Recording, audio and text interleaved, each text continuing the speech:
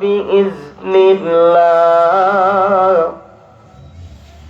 আল্লাহ বলেন, আমি তোমাদের মাঝে আমার রাসূল পাঠাইলাম আমার রাসূলের অনুসরণ করার জন্য। কার অনুসরণ? রাসূলের অনুসরণ। আমার আল্লাহ বলেন, আমার রাসূলের যে অনুসরণ করলো সে আমার রাসূলের করলো না, আমি আল্লাহর অনুসরণ করলো। জোরে জোরে বলেন সুবহানাল্লাহ। কে বলেছেন?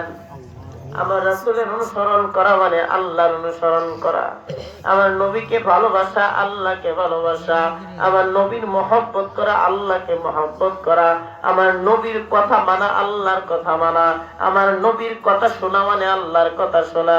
আমার আল্লাহ বলেছেন, আমার বন্ধুর হাতে যে হাত রাখলো সে আমার বন্ধুর হাতে হাত রাখে নাই, আমি আল্লাহর হাতে সে হাত রাখলো।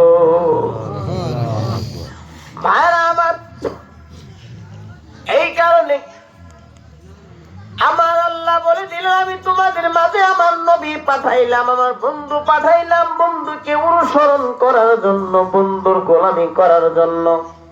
এখন যারা বলি আমরা আল্লাহর গোলাম, নবীর গোলাম কইলে বেদাত হয়ে যাব, শিরক হয়ে যাব, কই না?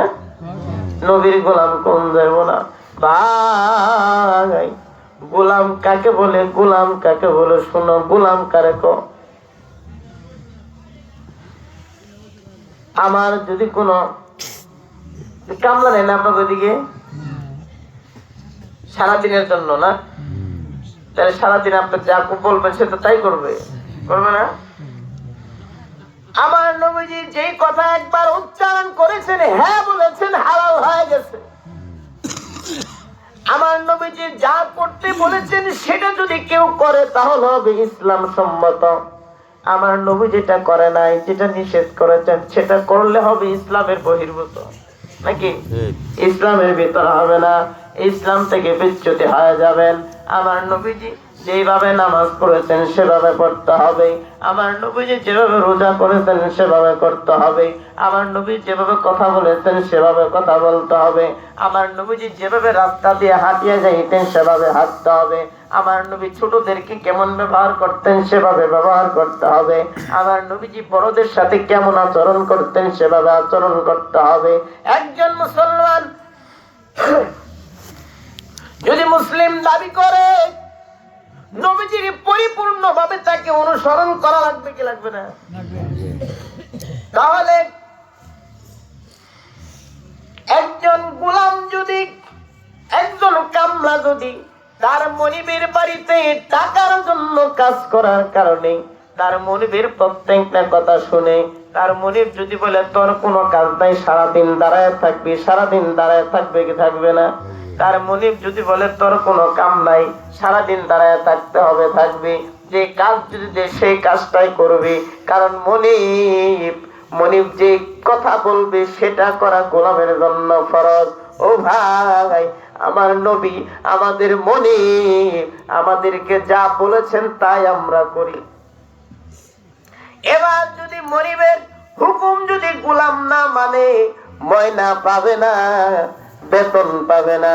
আমার নবীজির হুকুম পরিপূর্ণ না মানলে বাবা জান্নাত, জান্নাত বাবা কসু বাবা।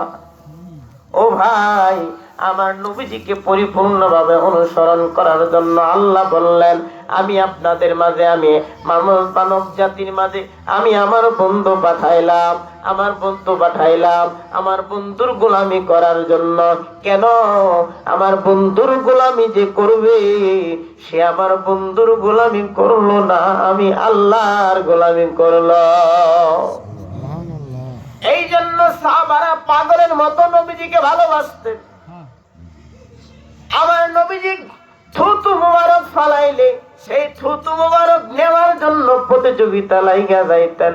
আমার নবীজির নাকের সর্দি ফালাইলে সে নাকের সর্দি নেওয়ার জন্য প্রতিযোগিতা লাইগা যাইতো, পারাপারি লাইগা যাইতো, পারাপারি লাইগা যাইতো, ভিড়াভিড়ি করতো। ও ভাই, সেই নবীর রহমাতুল লিল আলামিন নবীজির সেই বুখারী শরীফের হাদিস, আল্লাহ রাসূলের যখন এই নাকের সর্দি মোবারক ফালাইলেন, একজন সাহাবী প্রতিযোগিতার মাঝে যাইয়া সেটাকে ধরলেন, দুই হাতের ভিতরে মালিশ করলেন, মাথায় মাখাইলেন, বুকে মাখাইলেন, শরীরে মাখাইলেন।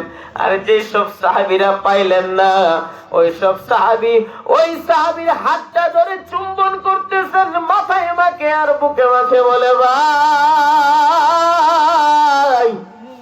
তোমার হাতটা কত দামি হয়ে গেল, তোমার হাতটা কত দামি হয়ে গেল।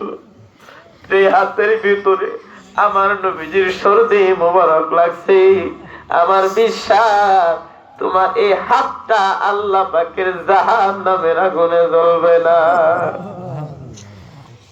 ও ভাই, সেই